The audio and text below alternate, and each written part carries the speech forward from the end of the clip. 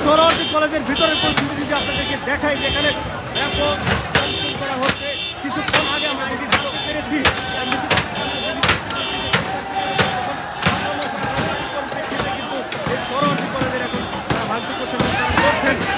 আসলে কি কারণে সোহরাওয়ার্দী কলেজে ভাঙচুর করা হচ্ছে? ওরা ডিএমআরসি কলেজের উপরে হামলা করছে। ডিএমআরসি কলেজ শান্তিপূর্ণভাবে একটা আন্দোলন করছিল, আমাদের একজন ভাই মারা গেছিল, কিন্তু ওরা আমাদের আন্দোলন সুন্দরভাবে করতে জেনে আমাদের উপর আন্দোলন করেছে। ছাত্র দলের কিছু হামলা করছে, হামলা করছে। আজকে আমরা সকাল করে আমরা দিয়েছিলাম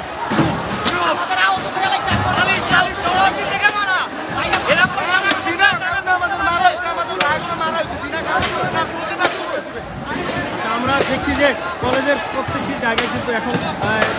পরিণত হচ্ছে এবং আমরা একটু উপরে গিয়ে আপনাদেরকে দেখানোর চেষ্টা করতে আসলে উপরের পরিস্থিতি একটি চলমান রয়েছে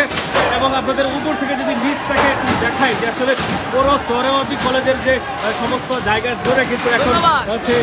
ভাঙচুর করা হচ্ছে এবং উপর থেকে যদি আপনাদেরকে পরিস্থিতিতে দেখায় যে সোহরাওয়ার্দী কলেজের যে প্রবেশ গেট থেকে শুরু করে যে দুটি গাড়ি ছিল সেই দুটি গাড়িকে সামনে এখানে যদি দেখাই যে ভিতরের সমস্ত জায়গাগুলো ভাঙচুর করা হচ্ছে এবং আপনাদেরকে শুধু ক্লাসরুমগুলো একটু দেখানোর চেষ্টা করি যে এখানে দেখেন যে ক্লাসরুমের যে জানালাগুলো ছিল সেই জানালাগুলোকে ভেঙে ফেলা হয়েছে এবং সেই সাথে ভিতরের কিছু বেঞ্চও কিন্তু ভাঙা হয়েছে এবং রুমের ভিতরে যে ফ্যান লাইট থেকে শুরু করে